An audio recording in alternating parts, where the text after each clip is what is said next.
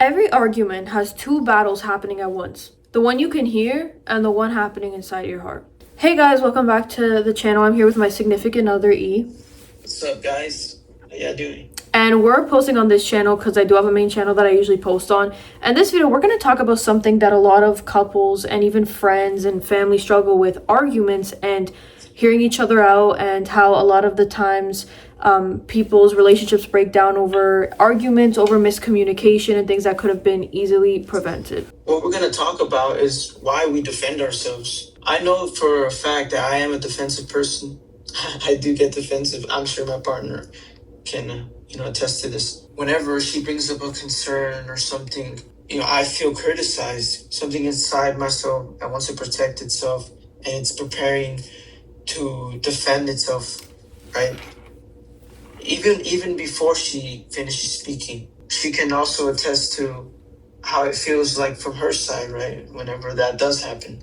I feel very alone and unheard and unseen when there's defensiveness in the relationship or the communication, because it almost makes me feel blocked. Like there's a wall in front of me. Like I'm trying to reach for help or reach for connection, and it's like a shield in front of me, a wall. Like, no, you're not crossing. This is why, I'm not going to let you cross. And honestly, it just shuts down what I need, right? Like if I'm saying, hey, I'm feeling sad, and then my partner's like, oh, but does that mean I'm a bad person and I can't do anything, right? For example, I'm going to say, wait, but like you're making things up, or you're putting words in my mouth, which now, instead of the original problem being focused on, which is my sadness, now it's about a misunderstanding of communication, or it's about how my partner feels like a bad partner. So it kind of turns one issue into two issues, and then you have more problems to solve now. In my perspective, like why I get defensive sometimes is usually a response to like the other person's defensiveness, because it's more like, I don't like when people assume things about me. I don't like to be misunderstood. And I'm actually pretty sensitive. It's the INFJ to being misunderstood. I don't feel like people have ever really tried, or like most people, I would say, have really tried to know me for who I am. They just put a lot of assumptions on me based on how I look, based on how I talk, based on any other reason. They've just put assumptions on me and made me out to be this person I wasn't. And that's why when someone really tries to get to know me and understand me without assuming, I think it's a very beautiful thing, and it's something I've always wanted. So when I feel misunderstood, or that words are being put in my mouth, or assumptions are being made about me, I get kind of defensive, or I try to stand up for myself, because it's not right, especially if I'm not doing it to you. Like, you have to show me the same understanding as I show you. I think that's only fair. A lot of the times, guys, ego doesn't always look like arrogance. That's an important point right there, because a lot of people think arrogant people are egoistical, but honestly, ego can show up in other ways. It's not only just I'm better than you, or I gain more, or I gain more money than you, or whatever. It's also, if I'm wrong, I'm worthless, or I can't be wrong, I must be right, or I have to explain myself so they don't think of me badly. That's another form of ego, right? And a lot of people don't realize that. I mean, I've not realized that sometimes, right? And realizing that can change the tone of the whole conversation too. That's true. The tone is important, right? Because if you need something from me, I'm all like, yeah, well, why? And like, I seem like frustrated at you. Of course, you're not going to want to tell me the truth, right? But if I'm understanding and open to you, then you will, right? So it's important to be understanding and open, and there for our partner, so they can be honest with us, and they can feel comfortable telling us things, because they're our partners for a reason. Yeah, and I've noticed a lot of the times too, it could be in any relationship, well, specifically here with us, or in general with friendships or your family, right, is that a lot of the time people have pride. Yeah. Right? They're wearing this armor, but what it is pride is fear wearing armor, right? So pride is fear in battle. Yeah, exactly. I thought of pride differently. I thought pride was like independent, I could do this by myself type thing. But I used to think pride was thinking highly of yourself. But I saw this quote that said, but sometimes pride is simply refusing to become vulnerable. Ooh, That's what a yes. lot of Vulnerability is so crucial, guys. Without vulnerability, you can absolutely kill a relationship. Seriously. true. That is true, right there, and that's where pride comes in, right? A lot of people are prideful instead of being vulnerable, which can deter your relationship or the person. So. That's why they say the pride is the fall. Yeah, the pride is the fall. Exactly. And honestly, guys, I believe in God. We believe in God, and we try to always involve God, even though some people might not believe it or not believe in God or not. It doesn't matter. You're still a human being. And we also, acknowledge that you're a human being. So you can believe in God or not. This can apply to Yeah. you guys, but I would just bring up Jesus because Jesus never defended himself. He rarely defended himself. He wasn't obsessed with protecting his image. Instead, he stayed rooted in truth. I like that. I like that very much, yeah.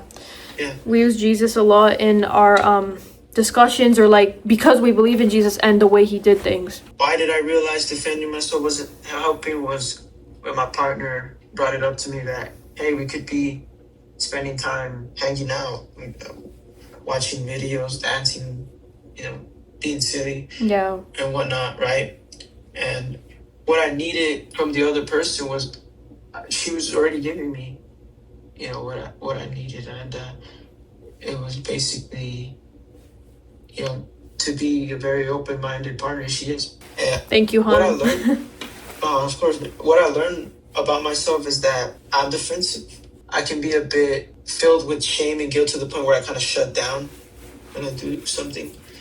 And I'm still working on it. I'm not perfect. I'm still working on that and overcoming that. I really appreciate my partner for helping me do these things. And again, it's always on me though. The personal accountability comes back to me and to change. But I would also like to ask my partner, when did you realize defending yourself wasn't helping?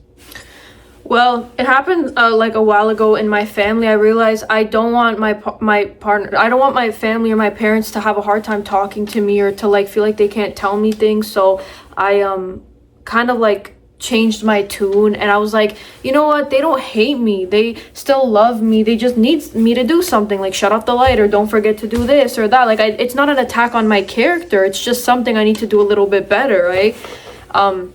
And that's what it is. But once you get defensive, it starts spiraling down, because now you have two issues, like I mentioned earlier. You have the original issue and now the defensiveness issue. So now you have to, that's why like a lot of people, like the issues don't get better and it keeps spiraling, because it builds up on one another and the original issue never gets solved. Like if I cut him accidentally and he's bleeding out and I get all defensive, by the time he could just bleed out completely, type of thing, right? So it's like, instead of getting defensive, focus on the wound, like help the wound, cover it, call the ambulance if you need. So it's like there's no time to be defensive when there's like serious problems going on, or like when someone needs you and they're in distress mentally or physically.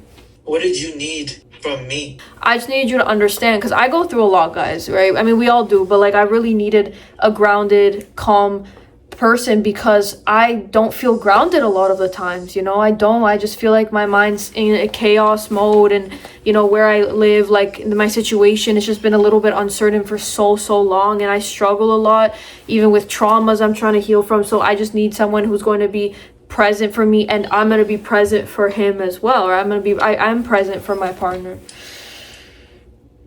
What did you learn about yourself? I guess in trying not to be defensive, you learn how much you really care for your person. You realize how much you care, because you're trying not to do something for them. You're trying to like heal and grow for them. What are you still working on? Getting heated. Sometimes I talk when I feel like I'm like not being heard. Like I talk and like I start acting like I'm like a TED Talk person, and I don't want to do that all the time. Okay. But yeah. Remember, guys, a lot of us suffer from this. You guys aren't alone. We all suffer from defensiveness, shame, guilt, shutting down, no matter where it is. It could be your romantic relationship, it could be your friendship, whatever workplace. But the goal is the goal of having conflict isn't victory, but it's better understanding or deeper understanding. The moment you care about understanding than winning, your relationship stops becoming a courtroom and it becomes more of a sanctuary. Loving union. Amen. I love that. And that's what we're going to finish off on. Thank you guys so much for watching this video. If you're new here, check out our other videos. I do have a main channel that I think I mentioned somewhere. Maybe you guys can find it. God bless you guys. May God be with you. Bye, guys.